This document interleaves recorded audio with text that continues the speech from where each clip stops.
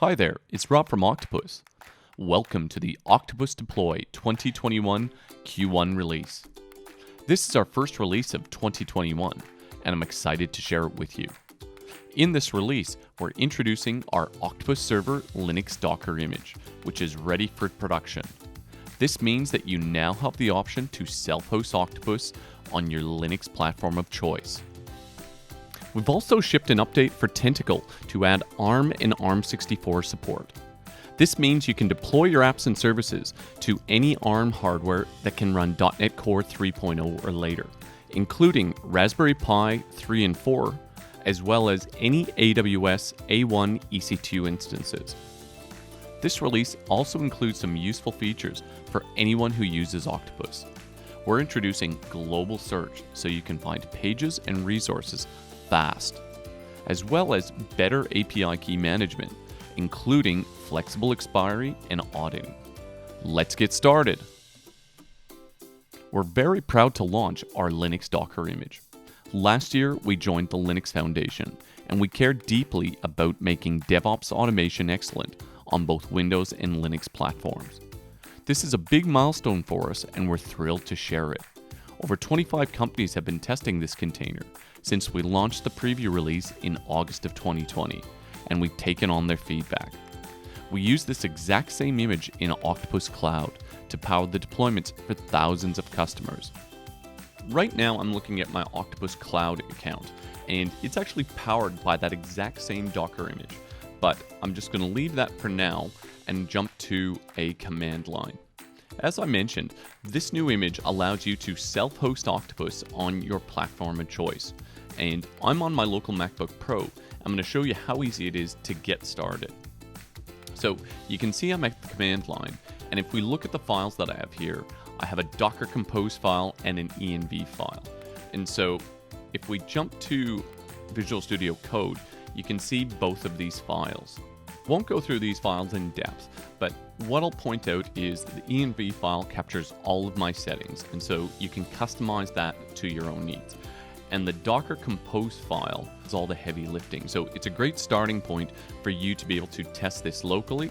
If you're new to Octopus, you can spin this up and experiment, or if you just want to try out the latest features. For now, I'm just going to close Visual Studio Code and jump back to my command line. So all I'm going to do is just run Docker Compose up.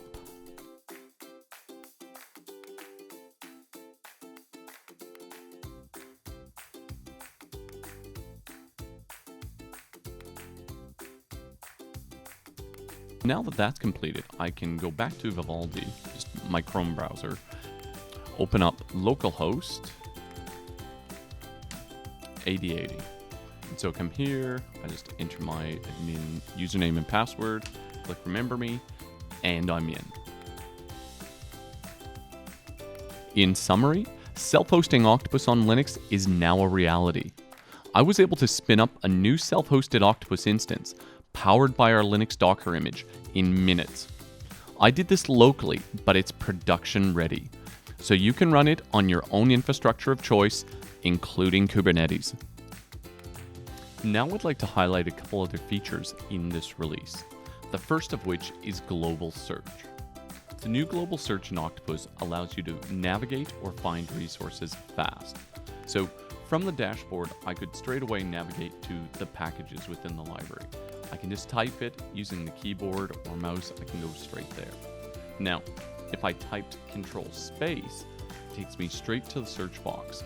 And here, if I wanted to go to the Phoenix project, I can just start typing that and navigate straight to it. I've found myself using this feature more and more as time goes on, and it's a real time saver. The other handy thing is that it can help you find different areas within Octopus if you're newer to it. That said, now I'm just going to go back to my dashboard. Another feature I'd like to highlight is our API key management updates. I'm going to use our global search to navigate to it. I pressed Control Space, and I'm just going to type in API key, and I can navigate straight to my user profile API keys. You can see that I've got a collection of API keys that I've created recently, and now I'll create a new one just to highlight some of the new updates. So if I was going to curate one, just say for testing, I can now specify an expiry. And so if it was for something very short-lived, I could set it for a week, even a couple days, through to some presets, which is 30, 60, 90 days. Or if it's something more permanent, where it's a permanent piece of infrastructure, but we still want to rotate that regularly, you can do that as well. So in this case, I'm just going to pick 30 days, and I can click Generate New. I'll point out that our API keys are now longer, and what that facilitates is the ability to show a few characters so you can match it if you're trying to identify a specific API key. Along with the ability to set expiry dates, we can now go and add subscriptions so that you can receive notifications of an expiring API key. So for example, if I created a new subscription and I call it API key expiry, I can then select a group for API key expiry events. And what I could then do is add email notifications or another notification that suits my team. So in this case, I could configure an email notification a few days before the API key expires so that you could then go and rotate it so there's no downtime or disruption.